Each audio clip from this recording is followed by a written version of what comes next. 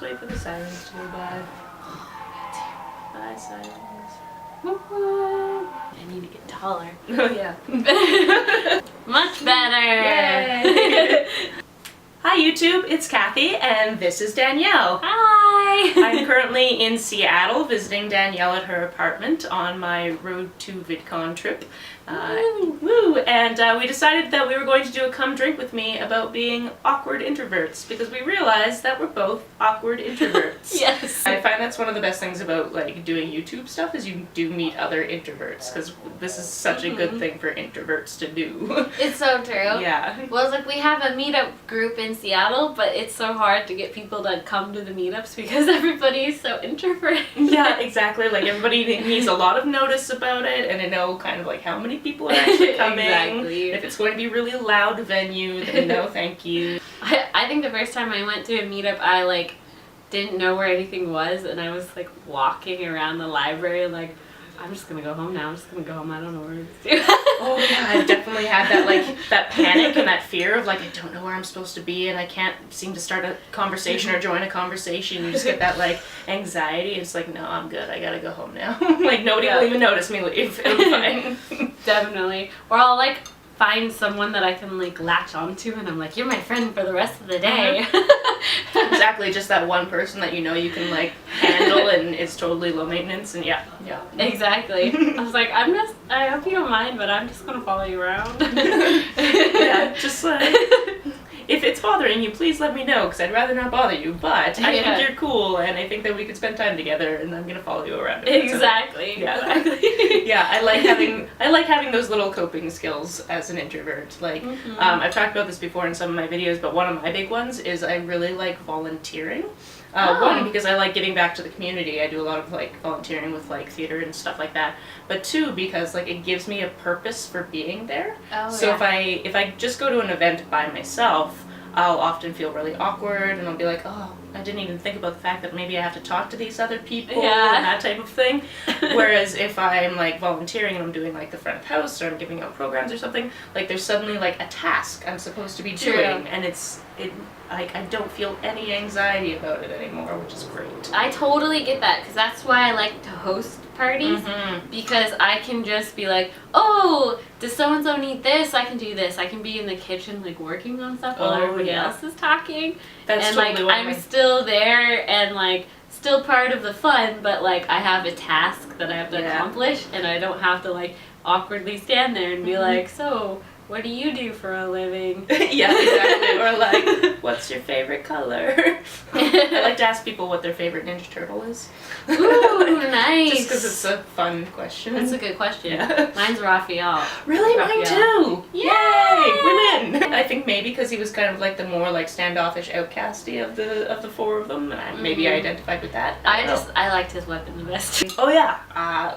Let's tell the audience what we're drinking. Go ahead. I'm drinking a pomegranate orange juice with peach schnapps and with luxury straw. Yeah, which is pretty sweet. I'm drinking an Acassi. It's a seasonal release called Maiden in the Shade. It's a seasonal IPA.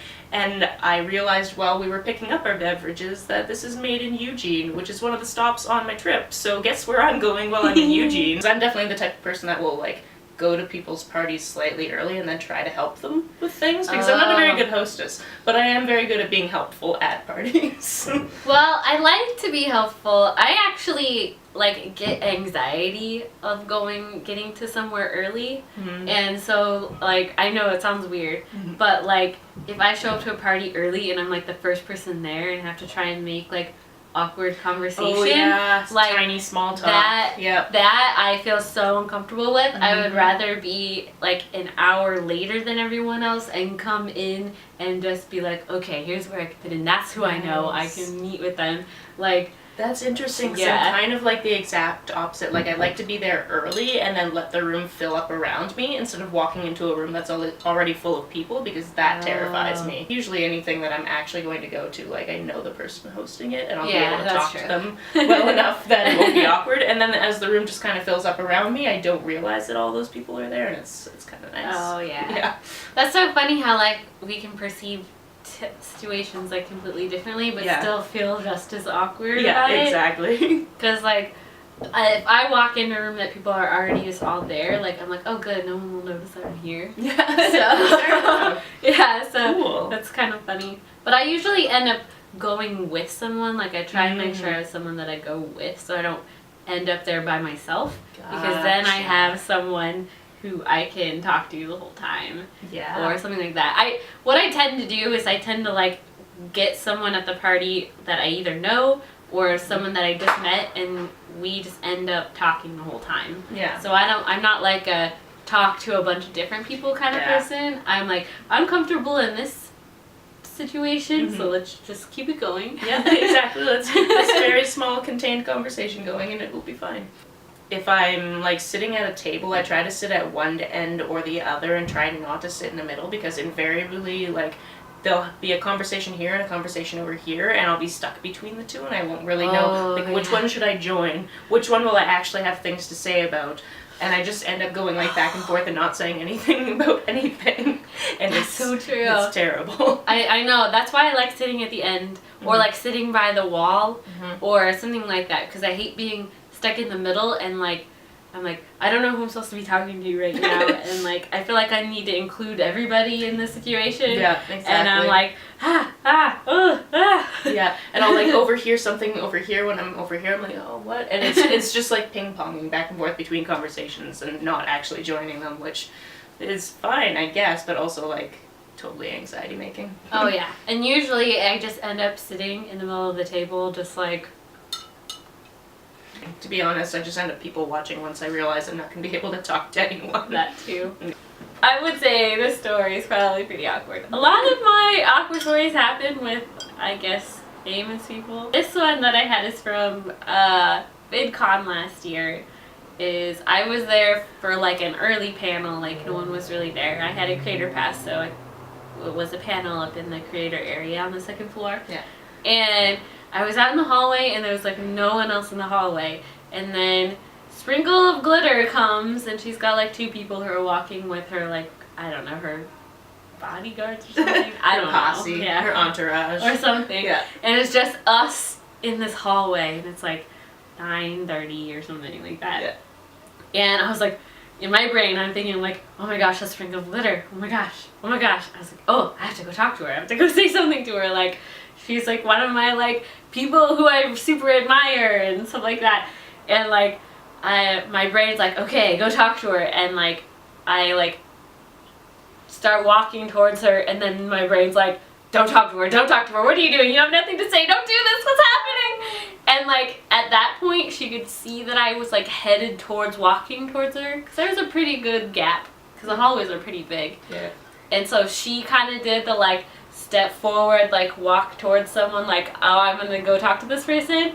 And while that's happening, I'm like, what? I don't know what to do. I'm not gonna know what to say to her. It's gonna be so awkward. I don't know what to do. And I just like walked the other direction as fast as I could and didn't say anything. And I was like, just walk right past her and like pretended like I didn't even see her. And I'm like, though after that, I was like, why? It was like one of those like, awkward